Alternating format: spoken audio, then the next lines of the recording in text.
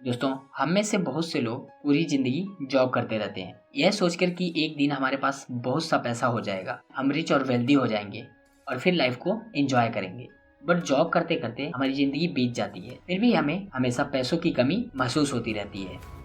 और अगर हमारे पास पैसे हो भी जाएं तो हमारे पास एंजॉय करने का टाइम ही नहीं रहता। लाइफ में और भी बहुत सारी रिस्पॉन्सिबिलिटीज हमारे ऊपर आ जाती हैं। तो ऐसे में फाइनेंशियल फ्रीडम को कैसे अचीव करें? आइए फाइनेंशियल फ्रीडम को अचीव करने के स्टेप्स को जानने से पहले हम एक स्टोरी को समझते हैं, जिसे डेविड बाख द्वारा लिखी गई द लैटी फैक्टर बुक से लिया गया है। दोस्तों, एक लड़की होती है जिसका नाम जॉय होता है। वह न्यूयॉर्क की एक ट्रैवल एजेंसी में काम करती थी। उसके अपने लाइफ में दो ड्रीम थे। फर्स्ट इज फोटोग्राफर बनना और सेकंड इज फॉरेन कंट्रीज की सैर करना। एक दिन क्या होता ना, जॉय पास के रेस्टोरेंट से लैटी लेने जाती है। लैटी एक टाइप की कॉफी होती है। वहाँ वह दीवार पर देखती है कि एक लैटी की एक पेंटिंग लटकी हुई होती है और उस पेंटिंग में उस लैटी की प्राइस $1074 यानी INR में इसकी प्राइस अप्रोक्स में 88,000 हुई। यह देखकर जॉय शॉक्ड रह जाती है कि इस पेंटिंग की इतनी ज्यादा कीमत। वह देर तक इस पेंटिंग को देखती रहती है और यह जानने की कोशिश करती है कि आखिर उस पेंटिंग में क्या है जो उसे इतना एक्सपेंसिव बना रहा है। इसके बाद वह लैटी लेकर अपने ऑफिस चली जाती है और वहाँ भी वह उस पेंटिंग के बारे में सोचती रहती है। जब जॉय के बॉस उसे लैटी के बारे में खोया हुआ देखते हैं तो वह पूछते हैं कि तुम इतना खोई खोई सी क्यों हो। तब वह अपने बॉस को उस पेंटिंग के बारे में बताती है जो उसने रेस्टोरेंट में देखा था। इस पर उसके बॉस बोलते हैं कि इसके बारे में रेस्टोरेंट के मालिक से ही पूछ लो ताकि तुम्हारी क्यूरियोसिटी खत्म हो जाए। फिर नेक्स्ट क्या होता है ना, जॉय फिर से उस रेस्टोरेंट में जाती है और उस पेंटिंग को देखने लगती है। तभी रेस्टोरेंट का मालिक वहाँ आ जाता है और कहता है कि तुम कभी से इस पेंटिंग को देख रही हो तो खरीद ही लो। तब जॉय बोलती है कि वह इस पेंटिंग को अफोर्ड नहीं कर सकती। इस पर उस रेस्टोरेंट का मालिक हेनरी कहता है कि अगर आप $5 की लैटी ले सकती हैं तो इस पेंटिंग को भी खरीद सकती हैं। जॉय को हेनरी की बात समझ नहीं आती और वह घर चली जाती है। बट घर जाने के बाद वह हेनरी की बात को सोचती रहती है। तभी अचानक उसे समझ आता है कि अगर वह लैटी न पीकर घर से कॉफी बनाकर ले जाए तो एक दिन वह इतने पैसे सेव कर सकती है कि उस महंगी पेंटिंग को खरीद सके। इसके बाद जॉय का माइंडसेट पूरी तरह चेंज हो जाता है और जॉय सेविंग करना स्टार्ट कर देती है और फाइनेंशियल फ्रीडम को अचीव करने की मेहनत में लग जाती है। वह फोटोग्राफी का एक सस्ता सा कोर्स ले लेती है और इंटरनेट से भी काफी कुछ सीख लेती है। फिर वह फोटोज की एक वेबसाइट स्टार्ट करती है, जिसके बाद उसकी इनकम बढ़ जाती है और उसी इनकम को वह कंपाउंड करने के लिए इन्वेस्ट कर देती है और अपने बॉस से रिजाइन लेकर देश विदेश घूमने लगती है। इसके साथ उसका ड्रीम भी पूरा हो जाता है और वो फाइनेंशियली फ्री भी हो जाती है। दोस्तों, हम बहुत बार फाइनेंशियल फ्रीडम के बारे में सुनते हैं, बट क्या आपको पता है कि फाइनेंशियली फ्री होने में हमें और किन किन कंपोनेंट्स को फॉलो करना पड़ता है ताकि हम लाइफ टाइम फाइनेंशियली फ्री रह सकें? दोस्तों, फाइनेंशियल फ्रीडम के 3 कंपोनेंट्स होते हैं: wealth, free time and good health. आइए इन्हें एक एक करके डिटेल में समझते हैं। First is wealth. First of all, आपको फाइनेंशियली फ्री होने के लिए बहुत सारे वेल्थ यानी पैसों की जरूरत होगी, तब जाके कहीं आप अपने लाइफ को ऐशो आराम से एंजॉय के साथ बिता पाएंगे। Second is free time. आपके पास वेल्थ के साथ साथ फ्री टाइम भी होना चाहिए ताकि आप अपने वेल्थ को फुल हैप्पीनेस के साथ फ्री होके एंजॉय कर सकें। बहुत सारे लोग सोचते हैं कि एक अच्छी जॉब से वह अमीर बन सकते हैं और वह अमीर बन भी जाते हैं, बट उन्हें 9 से 5 तक काम करना पड़ता है। ऐसे में उनके पास एंजॉय करने का टाइम ही नहीं मिलता। Third is good health. दोस्तों, मोस्ट ऑफ द टाइम हम ज़्यादा पैसा कमाने के चक्कर में बहुत ही ज़्यादा मेहनत करने लगते हैं, जिससे हमारी हालत ख़राब हो जाती है। हम स्ट्रेस में आ जाते हैं, जिससे बहुत सी बीमारियां लग सकती हैं और बैड हेल्थ की वजह से कोई भी अपनी वेल्थ को एंजॉय नहीं कर पाता। इसलिए दोस्तों, अगर आपको फाइनेंशियली फ्री होना है तो आपको इन तीनों कंपोनेंट्स को अचीव करना होगा, तब जाके आप रियल मायने में फाइनेंशियली फ्री हो पाएंगे।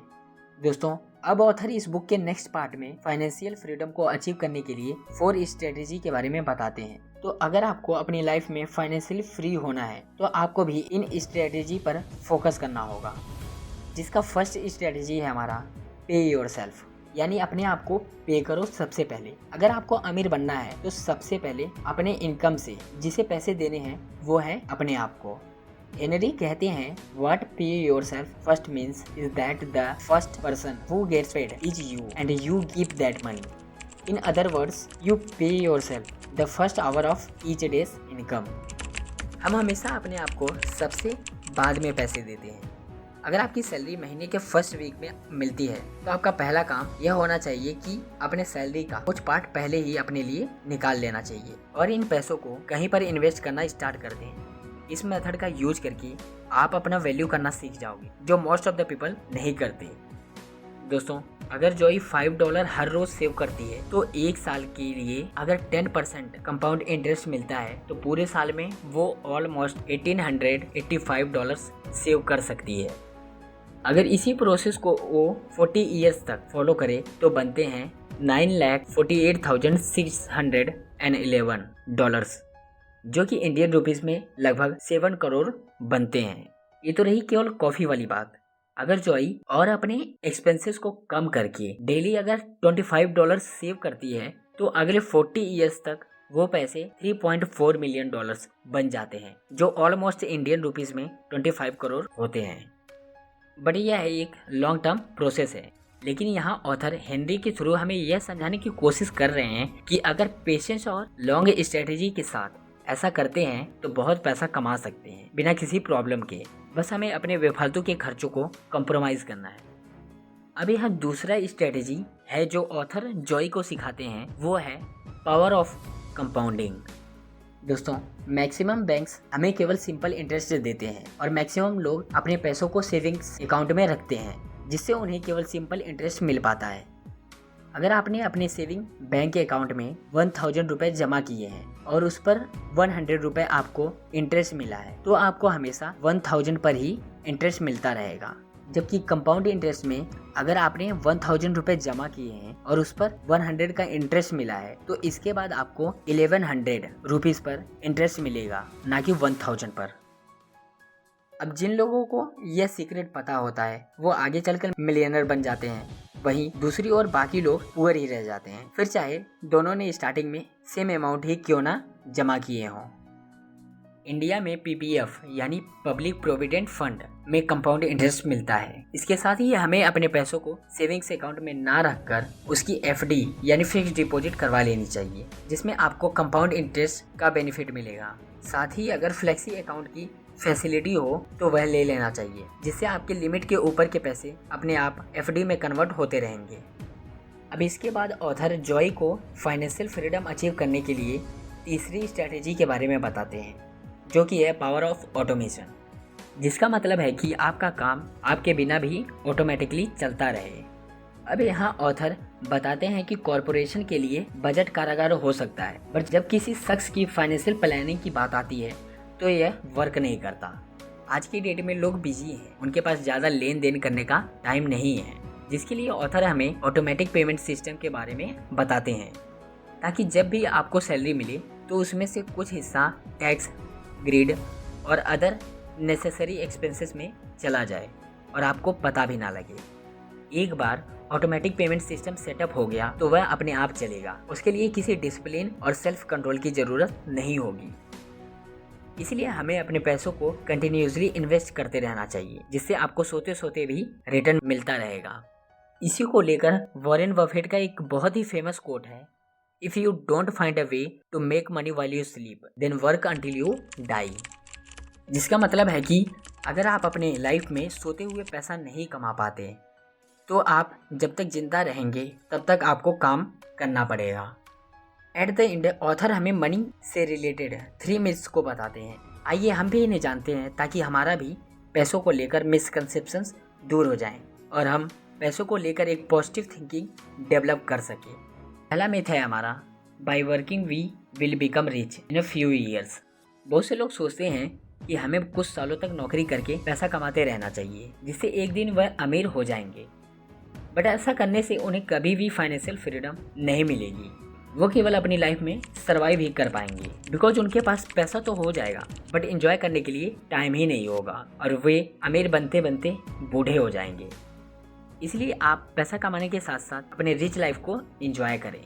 अब हमारा मिथ नंबर 2 है, it takes money to make money with money, यानी पैसों से पैसा बनाने के लिए पैसों की ज़रूरत पड़ती है। बहुत से लोग ये सोचकर बैठे रहते हैं कि वह बिजनेस कैसे करें, उनके पास पैसा ही नहीं है। बट ऐसा नहीं है। बहुत से गरीब लोगों ने ज़्यादा पैसा ना होने के बावजूद भी बिजनेस स्टार्ट किया और आज वह मिलियनर बन चुके हैं। एग्जाम्पल के लिए ओयो को ही ले लीजिए, जिसके founder and CEO Ritesh Agarwal के पास पैसे नहीं थे। उन्होंने सिर्फ दूसरों के होटल के थ्रू अपने बिजनेस को इस्टेब्लिश किया और एंजल इन्वेस्टर्स और वेंचर कैपिटलिस्ट के जरिए फंड जुटाकर बिजनेस को ग्रो किया और आज उनकी नेटवर्थ 9.6 बिलियन डॉलर की है। इसलिए इस बात को दिमाग से निकाल दीजिए कि बिजनेस लगाने के लिए बहुत सारा पैसा चाहिए होगा। स्टार्टिंग में छोटा बिजनेस स्टार्ट कीजिए और धीरे धीरे उसे स्केल अप करते रहिए। अब ऑथर हमें मनी से रिलेटेड तीसरे मिथ को बताते हैं, जो कि है there will be someone to support you in bad times, यानी बुरे वक्त में तुम्हारा सहारा बनने के लिए कोई होगा। दोस्तों, पैसों को लेकर हर कोई पॉजिटिव होता है, कोई भी किसी को पैसा नहीं देना चाहता, बट यह एक कड़वा है लेकिन सच है कि यह एक ह्यूमन का नेचर होता है। कोई आपसे पैसा मांग ले तो आप भी नहीं देना चाहोगे। इसलिए किसी के ऊपर डिपेंड मत रहिए कि कोई आपके बुरे टाइम में आपकी हेल्प करेगा। और फाइनेंशियल फ्रीडम को अचीव करने के लिए मेहनत करिए ताकि दूसरों से पैसे ना मांगना पड़े। तो दोस्तों, इस बुक से हमने फाइनेंशियल फ्रीडम को अचीव करने के लिए 3 स्ट्रेटेजी के बारे में और मनी से रिलेटेड 3 मिथ्स को देखा। इसके साथ ही हमने जॉय की स्टोरी से सीखा कि कैसे ड्रीम अकाउंट खोलकर हम अभी और फ्यूचर में अपने ड्रीम लाइफ को जी सकते हैं। तो दोस्तों, आई होप आपको ये वीडियो काफ़ी हेल्पफुल लगा होगा। आप अपना फीडबैक कमेंट सेक्शन में ज़रूर दीजिएगा। मिलते हैं ऐसी लाइफ चेंजिंग बुक समरी के साथ। Till then, bye bye and take care.